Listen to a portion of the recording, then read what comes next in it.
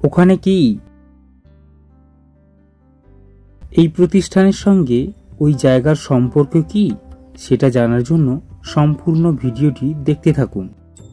সৌরভ ব্লগের নতুন একটি পর্বে আপনাদের সকলকে স্বাগত। এই যে চলে এলাম টেঙ্গুয়াতে। ডান দিকে পড়বে নন্দীগ্রাম আর বাম দিকে পড়বে তেরোপেখিয়া। তবে এই দুদিকে না গিয়ে আমি যাব টেঙ্গুয়া থেকে সোজা দুর্গাপুরের দিকে। আর হ্যাঁ, দুর্গাপুর বলতে নন্দীগ্রামের দুর্গাপুর, আসানসোলের নয়।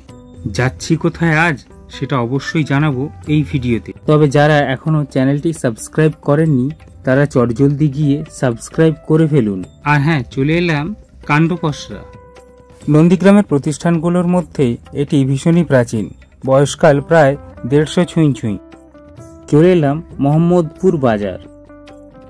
আর খানিকটা এগোলেই পৌঁছে যাব গন্তব্যস্থল।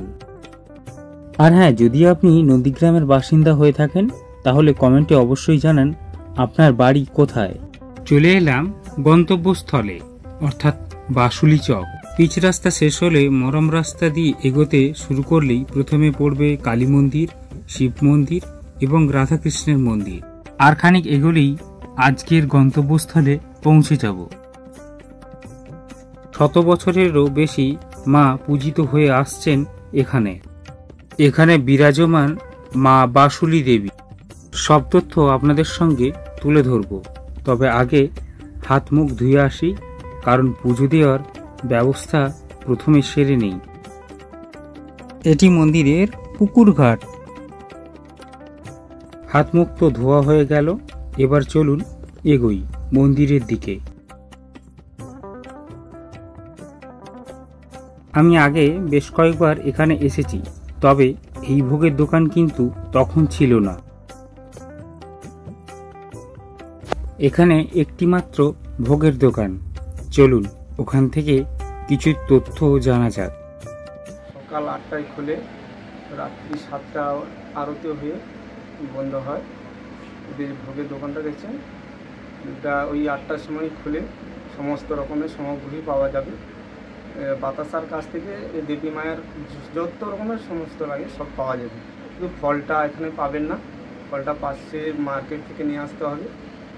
আর অন্যান্য সবটাই সামগ্রী পাবেন। মায়ের পুজোতে আপনি বাতাসা ভোগ দিতে পারেন, মাখা দিতে পারেন, আলতার কাছ থেকে ধূপ সিঁদুর, মালার কাছ থেকে, শাখা পোলার কাছ থেকে, চক্ষুদানের কাছ থেকে সমস্ত রকমের আছে, পাবেন। এবং গাড়ি পূজাও সমস্ত রকমের বাজার পাওয়া যায়, বাইক, লরি, সমস্ত রকমের। অন্য ভোগের ব্যবস্থা নেই এখানে। মা আতপ চাল, ধোয়া আতপ চালকেই নিবেদন করে। এবারে কেউ যদি যাত্রী হয়তো অন্নভোগ দেবে, ওটা কেউ ভাজাভুজি করে নিয়ে এসে এখানে নিবেদন করা যাবে। অন্যটা এখানে হয়নি, শুধু আতপ চাল, ধোয়া আতপ চালটাই নিবেদন করা হয়, ফলমূল। এখানে টিকিটের কোনো ব্যবস্থা নেই। কিছু তথ্য ওনার থেকে জানলাম, এবার চলুন মন্দিরে প্রবেশ করা যাক। ঘড়ির কাঁটাতে তখন 9:30, কিন্তু এখনো পর্যন্ত দেখছি মন্দির বন্ধ। মন্দির এখনো বন্ধ, তাই মন্দিরের চারিপাশটা একবার ঘুরে দেখলাম। দূরের ওই নদী দেখতে পাচ্ছেন কি? ওই নদীর সঙ্গে কিন্তু এই মন্দিরের একটি আলাদাই সম্পর্ক আছে। আর হ্যাঁ, ওটা কিন্তু হলদি নদীরই একটি অংশ, সেটা অবশ্যই জানাবো। আর হ্যাঁ, মন্দিরের দরজা কিন্তু বর্তমান খোলা। দেখুন কত ভক্ত জমায়েত হয়েছে, আর শুরু হয়ে গেছে মায়ের পুজো। মাকে সবাই দর্শন করুন আর তার সঙ্গে প্রণামও সেরে নিন। মায়ের অনেক আশীর্বাদ থাকুক আপনাদের সঙ্গে। আপনার নিবাস কোথায় সেটা জানালে আমি ভীষণ খুশি হব। সেই সঙ্গে জানতে পারবো আপনি কোথা থেকে আমার ভিডিও দেখছেন। প্রতিদিন পুজো হয় এমন খোল এবং করতাল বাজিয়ে।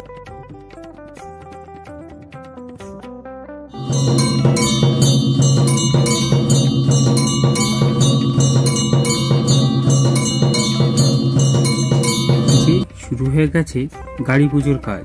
প্রত্যেকদিন সকালে কিন্তু মানুষের জমায়েত অনেকটাই বেশি। এবার আমি আমার পুজো দেওয়ার কাজটা শেষ করি, তারপর মন্দিরের কিছু তথ্য আপনাদের সঙ্গে তুলে ধরব।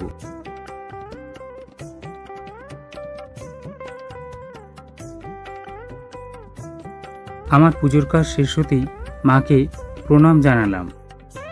এরপর পুরোহিত মশাই কপালে তিলক কাটলেন। আপনিও জানলে অবাক হবেন, মন্দিরে নাকি পূর্বে দুবার চুরি হয়েছিল, তবে চোরেরা সবকিছু নিয়ে যেতে পারেনি, রাস্তাতেই অন্ধ হয়ে বসেছিল।